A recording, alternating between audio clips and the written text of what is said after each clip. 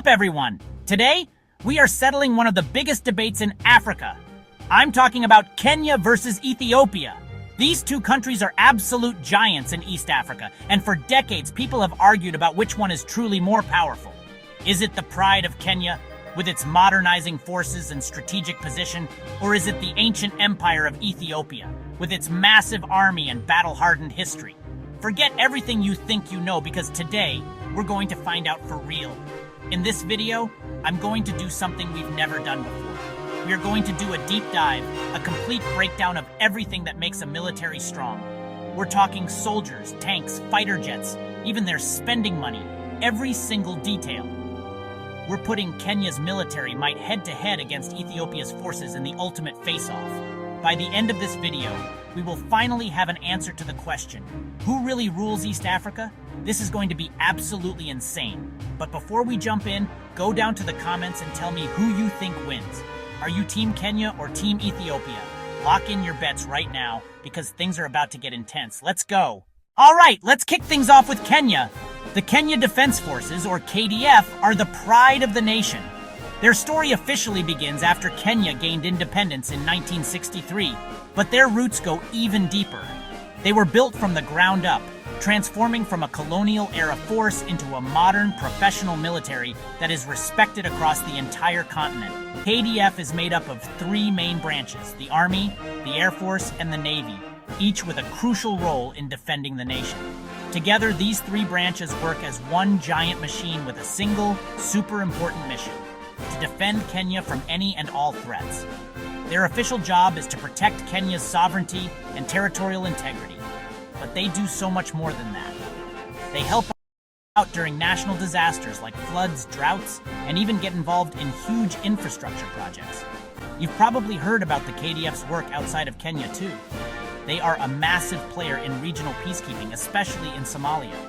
For over a decade, Kenyan soldiers have been on the front lines in Somalia, fighting against the Al-Shabaab terrorist group.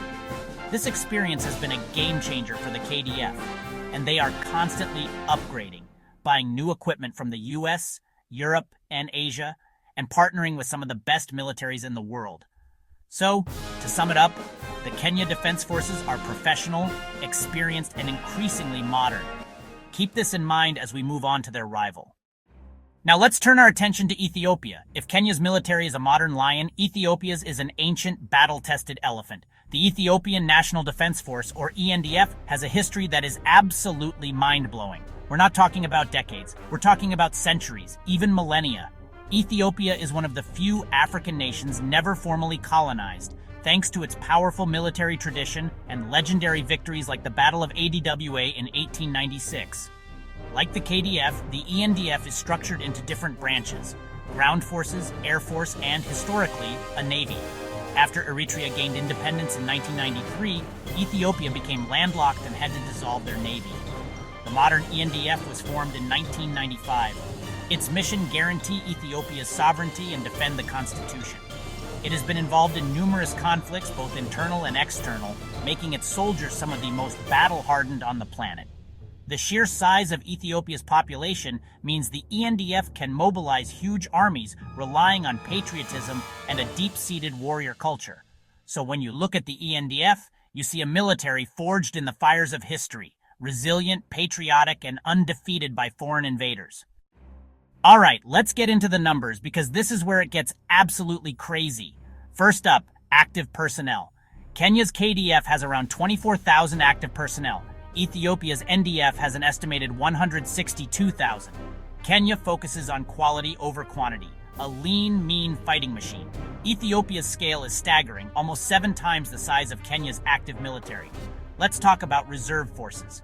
Kenya maintains about 5,000, while Ethiopia could call upon hundreds of thousands, if not millions, of citizens with prior military experience. Kenya's paramilitary forces add about 25,000. Ethiopia's paramilitary structure is even bigger and more complex, over 200,000 before recent changes. Kenya, around 54,000 total. Ethiopia, hundreds of thousands, with one of the largest standing armies in Africa. When it comes to pure manpower, Ethiopia has a huge advantage. The numbers are just on a completely different level. This is a huge advantage for Ethiopia. Now we get to the fun part, the heavy metal. Tanks, armored vehicles, artillery. This is where wars are won and lost on the ground. Kenya's backbone is the Vickers Mk3 main battle tank, about 76 of them, plus modern vehicles like the Puma M26 and Bastion APC for troop protection. Their artillery is based on towed howitzers, mainly the 105 mmL 118 light gun, about 50 in service, and a smaller number of 155 guns. Kenya's strategy is mobility and modernity, a balanced force prioritizing protection and rapid deployment. Ethiopia's tank army is a whole different beast. Over 400 T-55S and T-62S, plus more than 200 modern T-72S. Their artillery is massive.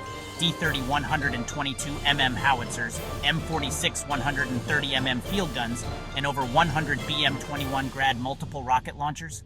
Side by side, the difference is stark. Ethiopia's sheer volume of armor and artillery would be incredibly difficult to overcome in a straight-up ground war. Split-screen comparison, tanks and artillery numbers side by side. Ethiopia dominates in heavy metal. Let's take this battle to the skies. Air power is a total game-changer in modern warfare. The pride of Kenya's fleet is the F-5 Tiger II fighter jet, about 20 of them, agile, reliable, and upgraded over the years. They also operate light attack and transport planes, plus a strong helicopter fleet for reconnaissance and troop movement. Kenya has invested heavily in drones, especially the Turkish Bayraktar TB2, game-changing tech for surveillance and precision strikes. Their air strategy: control their airspace with F-5S, support ground troops with helicopters, and use drones for smart, safe strikes. Ethiopia's core is the Sukhoi Su-27 flanker, about a dozen long-range air superiority fighters, plus MiG-23S for ground attack. They have a large helicopter fleet and, just like Kenya, advanced drones from Iran, Turkey, and China. Ethiopia has the edge in high-end fighters, Kenya in modern helicopters and Western tech. Both now have advanced combat drones, making this a much closer contest in the skies. Okay, so we've covered land and air, but what about the sea? Let's start with Kenya, a country with a 536-kilometer coastline on the Indian Ocean. The Kenya Navy is small but professional, headquartered in Mombasa, guarding one of East Africa's most important ports. Their flagship is the KNS Jasiri, backed by modern patrol boats and advanced surveillance systems. They're active in anti-piracy, blockading ports in Somalia, and train with international partners like the US and Europe. Now, Ethiopia is landlocked. No coastline, no navy. They disbanded their navy in the 1990s after Eritrea became independent. All foreign trade must pass through other countries' ports. In a conflict, Ethiopia's economic lifeline could be cut off by a naval blockade. Kenya has a functioning, modernizing navy that controls its own coastline. In any conflict scenario, Kenya would have total and complete maritime dominance, a 100-0 advantage. We've looked at the soldiers and the hardware, but modern wars are also won with money and friends. Kenya's defense budget for 2023, about $1.2 billion. This funds professional soldiers, new equipment, and regular training. They buy from the US, France, Turkey, China, a diverse supply chain, and strong Western alliances. Ethiopia's official budget is about $520 million, but actual wartime spending is likely much higher, with off-budget funding and loans. Their economy has been on a war footing, prioritizing military needs above almost everything else. Kenya has deep ties with the US and UK, receiving hundreds of millions in aid, training, and access to advanced technology. Ethiopia's alliances are more complex. China, Russia, Turkey, UAE, opportunistic and focused on immediate needs. Kenya's strength is in stable partnerships. Ethiopia's is in finding powerful friends when it needs them. This is a clash of strategies. So after that insane breakdown, who comes out on top? It's complicated. Ethiopia has an overwhelming advantage in sheer numbers. Massive army, huge fleet of tanks, powerful air superiority fighters. On the other hand, Kenya's military is modern, professional, and technologically advanced, with massive advantage at sea and cutting-edge drone tech.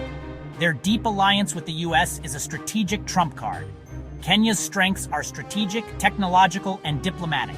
So who is the true military powerhouse of East Africa? Is it Ethiopia's massive army or Kenya's high-tech, strategically positioned forces? Now I need to hear from you. After seeing all the evidence, who do you think wins this epic face-off? Go to the comments right now and tell me your final verdict. Kenya or Ethiopia? Thank you so much for watching. This was one of the craziest videos we've ever made. Don't forget to subscribe for more epic comparisons.